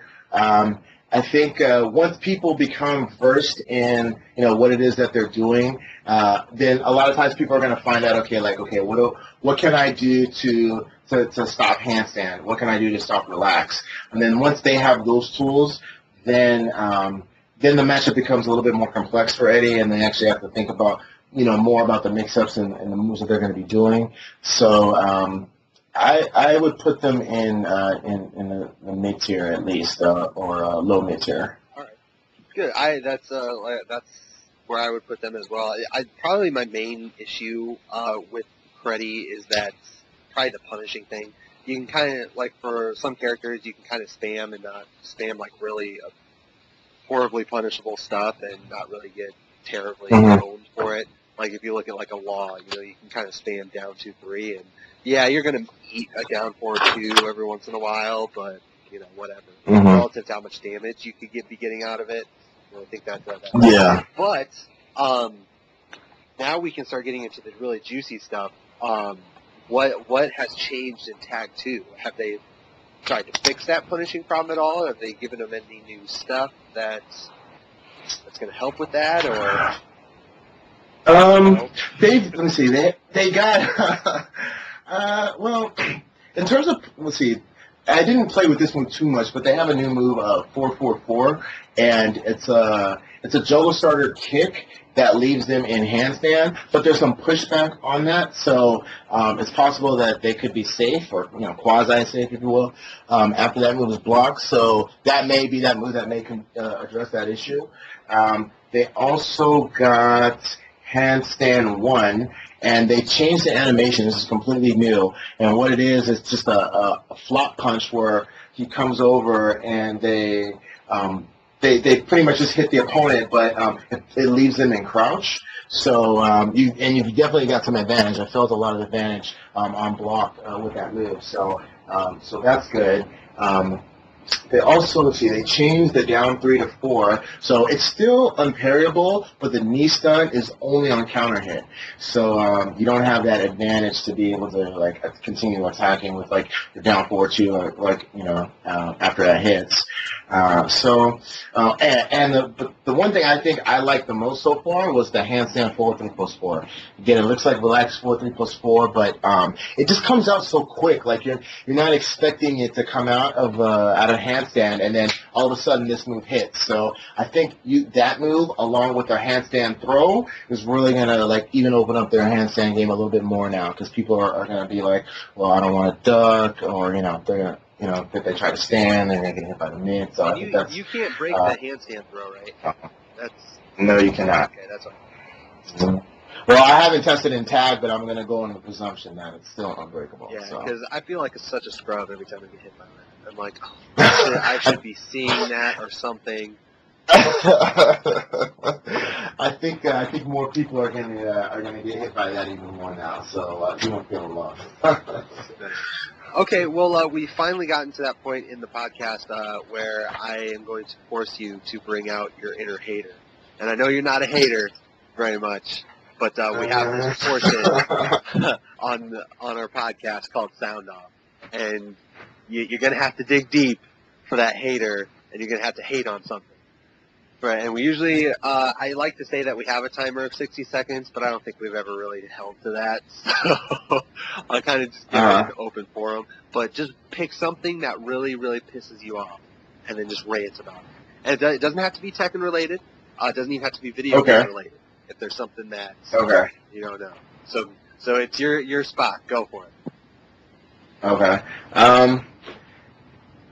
I guess the only thing I'm hating on right now is college sports. Like this whole BCS thing is fucking bullshit, man. I fucking hate it. Like, I love football too, and I love all sports, but college football is I can't get vested in it. Like, just the whole, it's so like subjective. Like, it's, you have a fucking computer, you have a bunch of fucking nerds that like decided to get involved in football and say, oh, who's the best team? Oh, let's write a program to fucking determine which team should go to the BCS championship and say who's the best team. And it's they need to get a playoff system. And I'm just kind of frustrated how, I wish I could be more vested in college football, but because everything is so subjective with the point system and the scoring, and I don't know, it seems dumb to me. No, you know what? I'm right there with you. I fucking hate the BCS.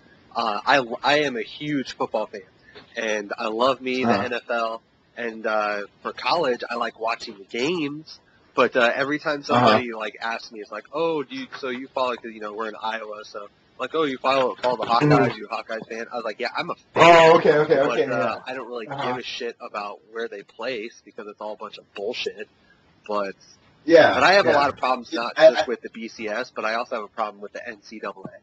I'm not really a fan of how that organization runs itself, but this whole Miami thing, they're talking death penalty. Whatever, like USC compared to what they did. What USC did was a drop in the bucket compared to.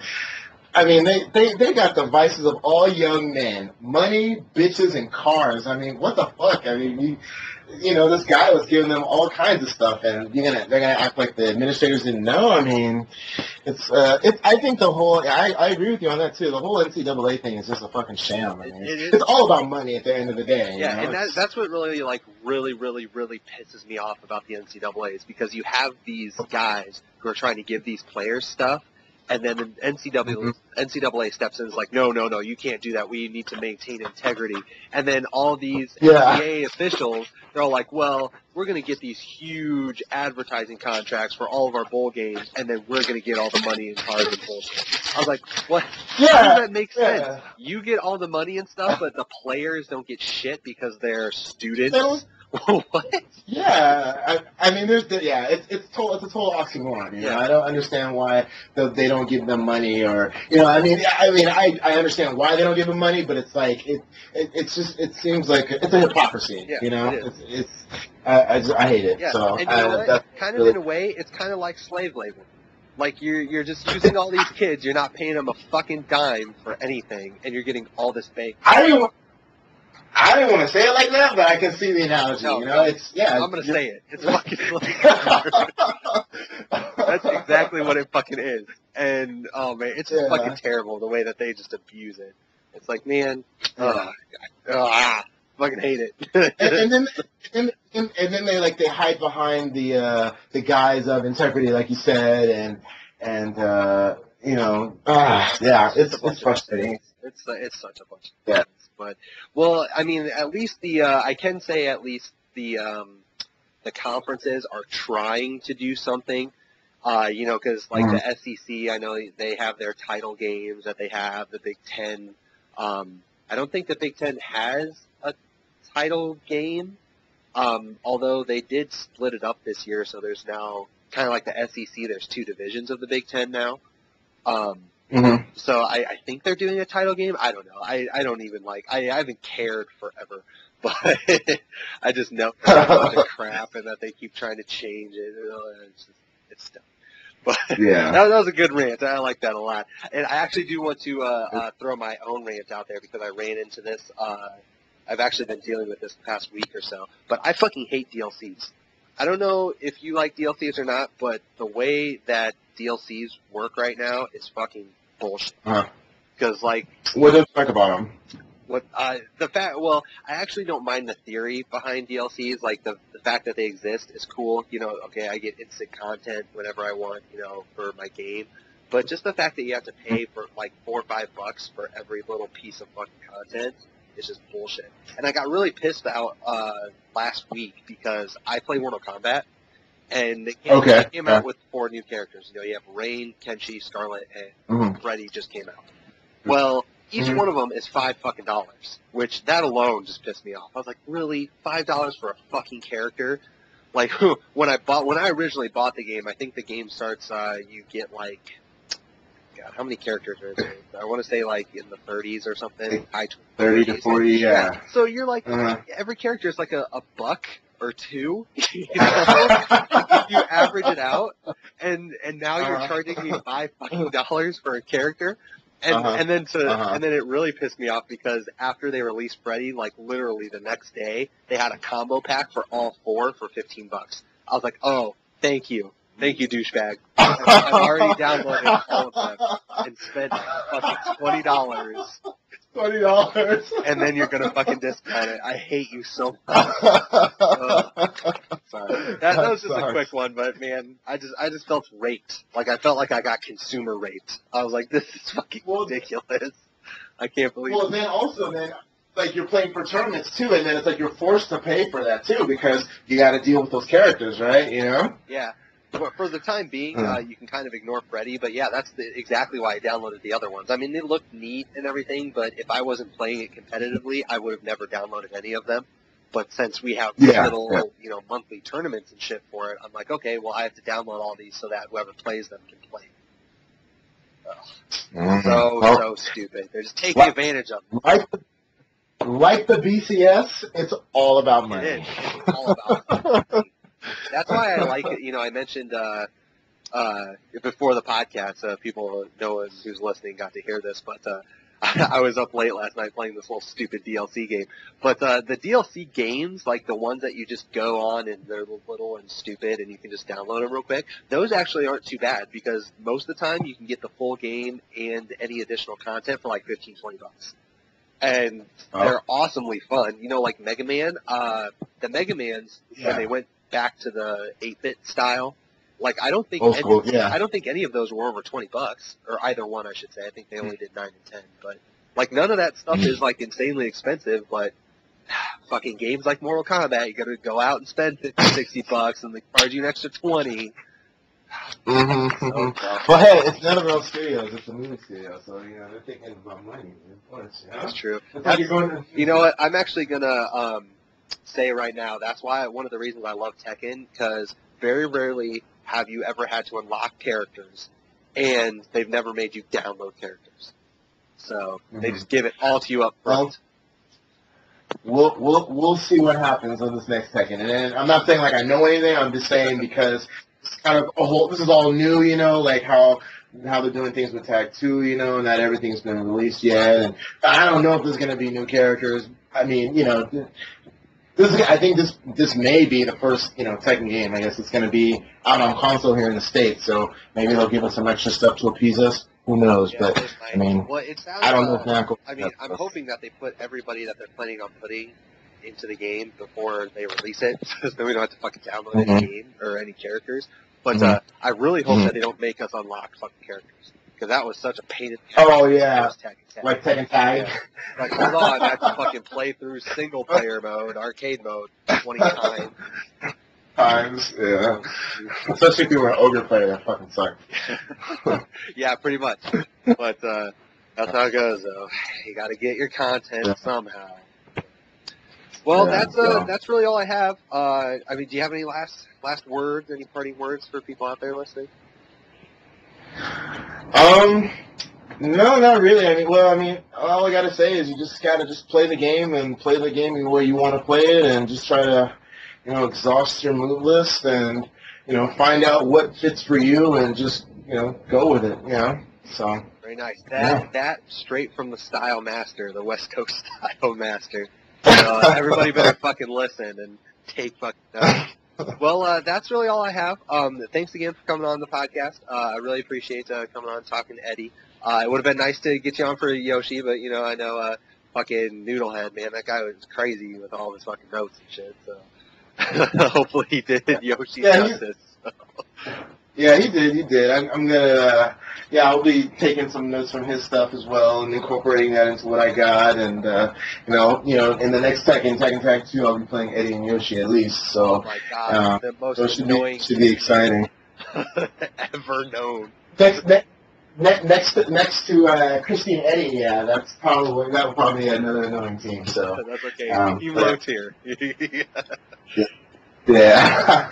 All right, cool. Well, awesome. It sounds like we got some great Eddy information. So for those out there listening, we hope you fucking learned something.